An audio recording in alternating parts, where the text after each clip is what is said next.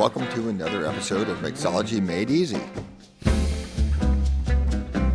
Hello everybody, Kevin Howe here on behalf of Contributor Rewards and Visibility. Today my goal is to make you the big kahuna at your next cocktail party. How am I going to do that? I'm going to show you how to make the world's greatest Mai Tai.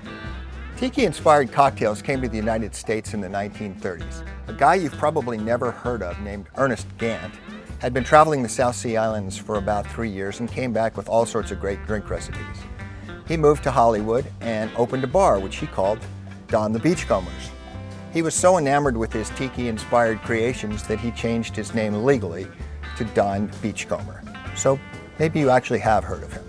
Fast forward 10 years, and in the 1940s, a guy named Vic Bergeron changed the name of his Oakland bar to Trader Vic's. And although it's a little bit disputed, he is generally considered the father of the most famous tropical drink of all time, the Mai Tai. In honor of the PMDMC conference, let's give the venerable Mai Tai a new name, shall we? Should we call it the Shake Shake Don't Tell Me Special Edition Mai Tai? Or, I hear that Ryssdal's adult beverage of choice is generally beer, but he and the fine folks at Marketplace said they thought maybe we should name it the Kai Tai. Those are two great names and I can't pick, so use whichever one makes you smile the most. Let's mix it up. We're going to start with 4 ounces of quality dark rum. I happen to like this one a lot. It's called Zaya. It's not super expensive, like 25 bucks a bottle or so, but having a good quality rum makes all the difference in the world. So, by the way, I'm proportioning this for 2 drinks because who wants to drink a Mai Tai alone, right? So there's 4 ounces of killer rum. Next, we're going to do ½ ounce of triple sec.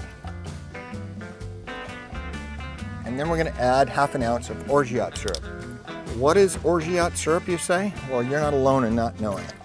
Orgeat syrup is actually almond flavored syrup, which may sound like a really weird thing to put in a tropical cocktail, but trust me, it's what gives a Mai Tai the signature flavor of a Mai Tai. Otherwise, it's just fruit juice and rum in a cup, which isn't a bad thing, but it's not a Mai Tai.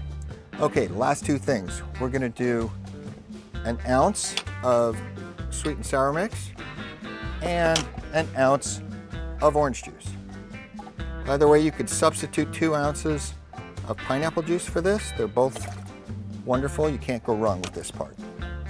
Now we're going to add ice to this bad boy. And we're going to shake it like crazy.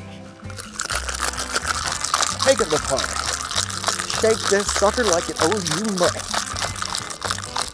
Okay.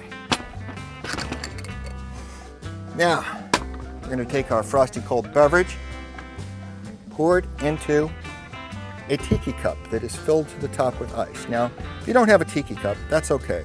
You can use a tall, pretty glass, preferably with your station's logo on.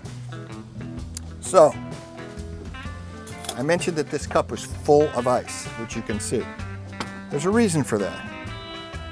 If you were paying attention, this recipe is 2 parts booze to 1 part not booze. You want people to have fun at your party, not go to sleep. So the melting ice, that's actually a public service to your guests. Okay, the last step here is to garnish our drink. We're going to start with a slice of pineapple. The perfect Mai Tai deserves an umbrella, don't you think?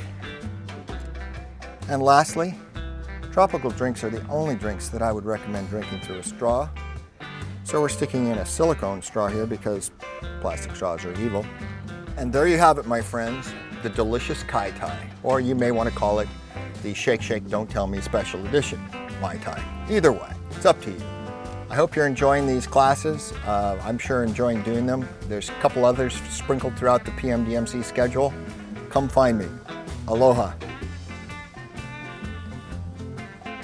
Oh, it's 90 degrees here in Los Angeles while we're shooting this.